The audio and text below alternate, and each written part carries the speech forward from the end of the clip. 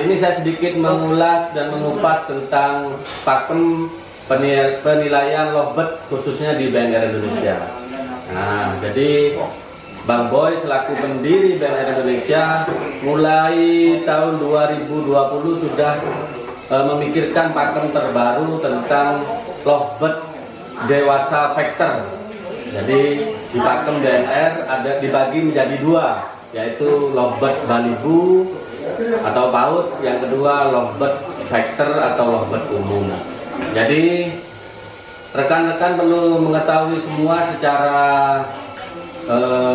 jangan lupa like, komen, dan subscribe.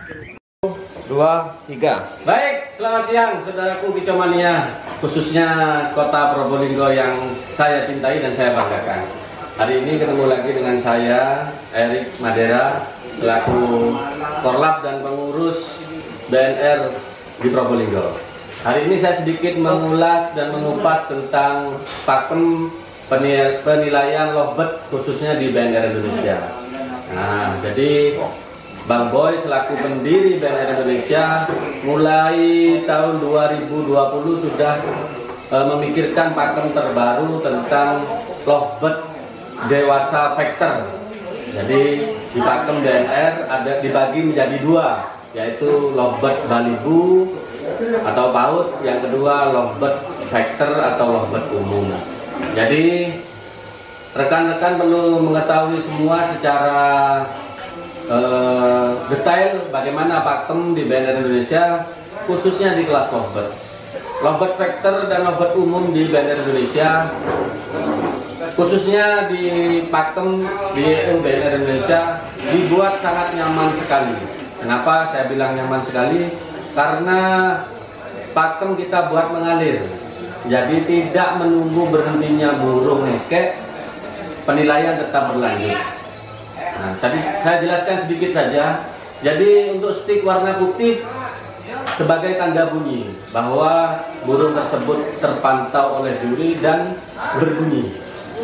Stik warna kuning perpindahan antara jeda dari detik pertama sampai detik ke-9. Setelah itu stik warna biru perpindahan antara detik ke-9 ke detik ke-19.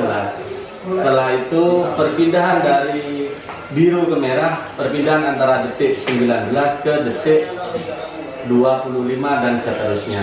Sebetulnya pakem yang ada di BNR Probolinggo kita tidak diplak secara penuh sesuai BNR Indonesia. Kenapa saya buat seperti itu? Karena saya ingin penikmat lovebird di Probolinggo supaya nyaman terlebih dahulu dan mengenal terlebih dahulu tentang pakem BNR di Probolinggo. Nanti ke depan pelan-pelan secara bertahap kita jalankan secara sempurna sesuai pakem BNR Indonesia. Jadi kebijakan di setiap daerah akan berbeda, khususnya di EO BNR Indonesia. Karena di Jatim ini merupakan pusatnya ngekek mania Nusantara. Bisa dibilang penikmat lovebird di Jawa Timur ini sangat luar biasa. Jadi kita buat pakem berjalan sesuai dengan keadaan daerah masing-masing, terkecuali sudah di event nasional, kecuali sudah di event besar.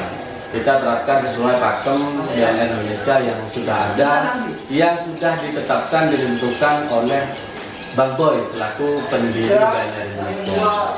Dan sedikit saya ulas tentang murai batu yang sering salah kaprah antara pemain dan tim juri, khususnya di kota Probolinggo. Jadi untuk murai batu perlu rekan-rekan ketahui semua, murai batu itu untuk di BNR Indonesia sangat berbeda sekali dengan EO yang lain. Karena kita mengedepankan durasi kerja dan 70% roll, 30% tonjolan. Jadi kita mengutamakan durasi kerja. Kita tidak mencari burung yang hanya tembak saja. Kita tidak hanya mencari burung yang roll saja. Jadi harus sempurna, 70% roll, 30% tonjolan. Jadi itu semua harus kita pahami bersama-sama, karena BNR ini mencari kesempurnaan burung, mencari burung yang terbaik. Jadi irama lagu, performa burung, durasi kerja, semua kita menjadikan satu bagian dalam penilaian yang sempurna. Baik, cukup sekian dari saya. Semoga ini bermanfaat buat saya pribadi dan bermanfaat bagi rekan-rekan di Comania yang ingin bergabung bersama BNR Probolinggo. Terima kasih.